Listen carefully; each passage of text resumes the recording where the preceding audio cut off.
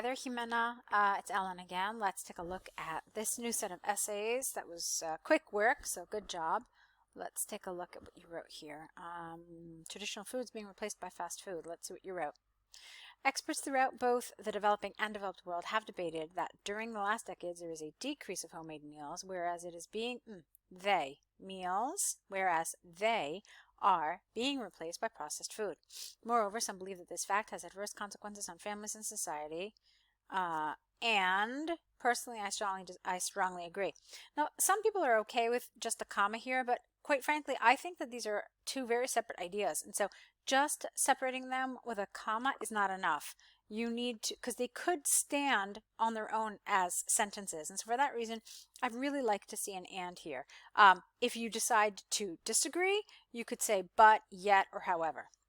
Okay, this essay will prove this issue using examples from World Health Organization and Oxford University. Now, my one concern is that you didn't say anything about individuals. So now, excuse me, I ask myself as an examiner, I say, well, are you going to discuss individuals? Do you think that it also has a negative effect on individuals? Because the essay asks you to talk about all three groups.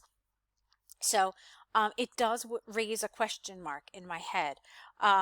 You typically don't want that. You don't want the examiner to leave your introduction with any sort of questions. In other words, everything that you're going to talk about should be really straightforward, laid out in your introduction. Okay?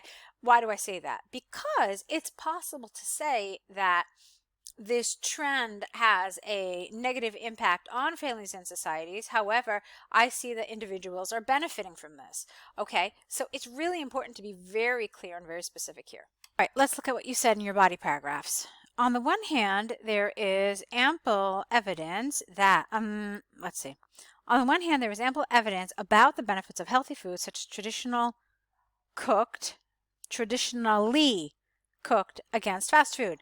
The central reason behind this is twofold. Firstly, good nutrition is crucial for keeping healthy. For example, a study from WHO proved the importance of healthy eating habits across the lifespan. A balanced diet helps children grow and develop properly and reduces their risk of chronic diseases, including obesity. Adults who eat a healthy diet live longer and have a lower risk of heart disease, diabetes, and certain cancers. Furthermore, it can help people with chronic conditions and prevent complications. Secondly, some research suggests that many meals away from home are consumed because food has become a less central part of daily interaction. Food needs to reestablish itself as part of social interactions.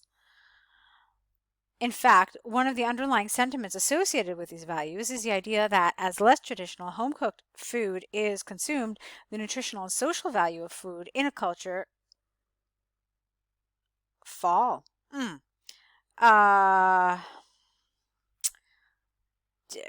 Declines, becomes less important.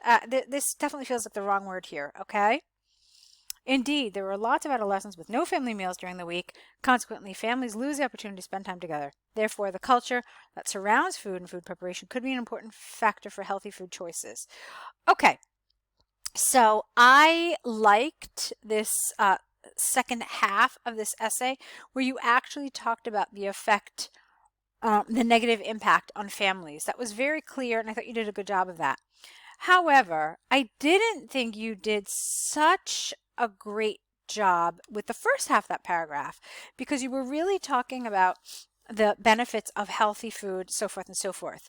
Now, here's the problem with developing the paragraph in this way. Number one, a lot of traditional foods are, in fact, not really healthy. I mean, just thinking about, the cuisine of different countries, a lot of traditional food is really heavy in oil, really heavy in butter. I mean, some things are fried, okay? Like I know in my culture, there's a ton of stuff that's fried before it's baked and sauteed. And it's just, so a lot of these things that, yes, okay, they're homemade, you can't really say that they're healthy exactly. Okay, so that's the one problem. Also, I want to remind you that a lot of times fast food has things like salads. Okay, so if you go to some of these really well-known hamburger franchises, you will find that they do sometimes have things like salads that are ready made. So that's kind of why I felt like this argument wasn't really solid. So what could you have said instead? Well, one thing that you could have done is you could have talked about the effect on society. Okay, so for example, when you have all these chronic diseases, I mean, one thing that cannot be argued is that fast food is processed. And so there are a lot of preservatives in them, there's chemicals in them. They aren't really whole foods the way a lot of traditional food is. Okay, now that's a differentiation you could have made. So a lot of these things are processed, and there's no doubt that they are less healthy than something that has been cooked at home. Okay. But you can see here that this whole thing about good nutrition is not 100% accurate. I don't know. Do you understand what I'm saying? Am I making sense? Somehow I feel like I'm not, because on the one hand, I'm telling you that you can't necessarily say that homemade food is healthy. But on the other hand, I'm saying, yeah, well, it's healthier than processed food. So it's just kind of approaching it the right way. In other words, I think it's inaccurate to say that all homemade food is healthy. Okay, and so that's why we should be eating homemade food. But I think it's also appropriate to say that it is certainly less processed, less filled with chemicals and additives and certain things than fast food. So what you could have maybe talked about is you could have talked about what happens to society when you do have a lot of people struggling with things like chronic diseases, like, obesity or heart disease and so forth and so forth. Because a lot of the fats in these processed foods, in these fast foods, are bad fats, okay? So that was something you could have talked about. And what this means to society, what does this mean to the health system? Okay, so that's one thing, because you talked about family here, but so far I haven't seen anything about society. Now, another thing you could have done is you could have talked specifically about the individual. You could have made that very clear that for the individual, this is potentially really harmful. Why? Because, well, I don't know. I mean, there are a lot of reasons why. Let's see what you might have come up with. In any case, I wanted this. The whole takeaway from this is that I wanted this to be a little more tightly associated with the prompt, okay, rather than just hey, look at how much healthier traditional food is, homemade food is, than fast food. Okay, I hope that made sense. I'm really worried that it didn't, but anyway, just let me know in your email, okay? Okay, so let's take a look now at this paragraph. I'm really waiting for this. All right, now what did you do here on the one hand? Now, why did you say on the one hand here? Let me check. All right, you're not supposed to say on the one hand. You're supposed to say on the other hand. So, on the other hand, many families can perceive mealtime as challenging for fitting. This is awkward here. Challenging for fitting around busy working lives. Let's clean that up. On the other hand, many families perceive mealtime as challenging to fit around busy working lives. And even those where only one member of the, I don't know what you mean. I know you mean unit. I understand, but just say family. It's okay. Works. This is because the perception of the modern family works around the issue of work-life balance. For example, research without A, because research is uncountable. Research from Oxford University established that families who have lunch or dinner at different times rather than altogether significantly decrease, get rid of the S here, significantly decrease the quality of face-to-face interactions. In addition, many studies investigated the reason why people consume fast food. Many studies, investigating the reasons why people consume fast food have pointed to convenience. I don't understand this. Have pointed to convenience instead of pointing to families? That doesn't really make sense to me. Thus, it's possible to state beyond doubt that food decisions are made within, get rid of that G, the context of time pressures. All right, now I'm not entirely clear on what your central idea here is. Now, it sounds to me almost like you're talking about why people have turned to fast food. Okay? That's kind of what it sounds like. But seeing that is a little strange for a couple of reasons. Okay, so first of all, from what I understood, you were in agreement that this has a negative effect on individuals, families, and society. Therefore, the paragraph that you truly support is this one here, right? Now, if that's the case, then this paragraph here is called your concession paragraph, where you are kind of playing the devil's advocate, as it were. In other words, you were finding reasons why the other side might have some validity. It might have some, it might be true to some extent. Now, if you're going to do that, then typically this concession paragraph should come first among the two paragraphs. So first we do the concession, then we talk about the side that we do actually support, and we put it closer to our conclusion. Okay? Now, the other thing about that is if you decide to have a concession paragraph, then it is important to somehow lay that out in your introduction. So rather than just saying, et cetera, I strongly agree, you need to say that while I strongly agree, I also see why some families and some individuals have turned to this as a very helpful solution. Okay, so you need to let the examiner know that, you know what, I'm going to talk about both sides of this because I can see how there is truth and how there is some validity to both sides. Okay, so with that, I would have taken this, put it here. I would have taken this paragraph, put it second. I would have changed the way you kind of framed all of this and talked about, oops, hold on. Okay, not just health exactly, but talking about, maybe why this kind of food is better for us than fast food and how this affects the individual in terms of the individual's health, but also in terms of society and how it affects society. Think about this healthcare system and what this means for, the economy and society in general. So I would have added that. Okay. Because this felt just kind of not really focused. All right, so we spent a ton of time on this. Let's take a look at your conclusion and then we'll move on. In conclusion, from the examples and arguments given, I believe that society is becoming busier, which means less time to spend with families, get rid of the, and having time to cook together. In the future, it is predicted that this tendency will continue to grow. Okay, this doesn't really refer back to your thesis in any real kind of way. You're just saying the reasons why this is happening. You're not really restating your position, which is what you're supposed to do in your conclusion.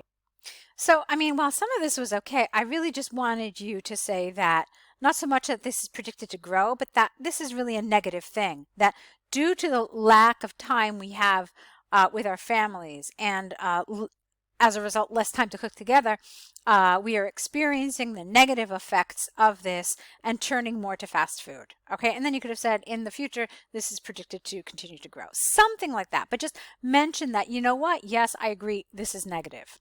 All right, because it is important to restate your position here. And I didn't really think you really clearly did that. Okay, so the good news is that a lot of the vocabulary was good, a lot of the grammar was good. So we're really working on things like task achievement and coherence and cohesion here. And these, of course, as you probably know, these are test-taking skills. And in my experience, they're easier to correct than, some grammar and vocabulary things. So that's a good point to be at, okay? The other thing that I want to point out to you is look at the length of your paragraphs. Okay, you've got one paragraph which is like twice as long as the other.